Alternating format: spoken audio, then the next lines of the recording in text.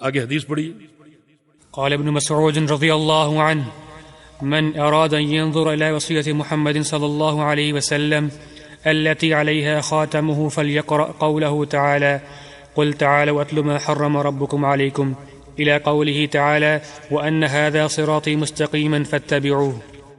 نبی علیہ السلام کے صحابی ابن مسعود رضی اللہ تعالی عنہ فرماتے ہیں: من اراد ان ينظر الى وصیت محمد صلی اللہ علیہ وسلم، جس شخص کو شوق ہو، ارادہ ہو کہ وہ نبی علیہ السلام کی وصیت دیکھے، ایسی وصیت جس پر آپ کی مہر لگی ہو، التی علیہا خاتمہ، آپ کی مہر لگی ہوئی وصیت، یعنی جس کو آپ نے باقاعدہ لکھوایا ہو اور پھر اس کو بند کر کے اپنی مہر لگا دی. اگر کسی کو شوق ہو اس وصیت کو دیکھنے کا تو اللہ تعالیٰ اس فرمان کو پڑھ لو.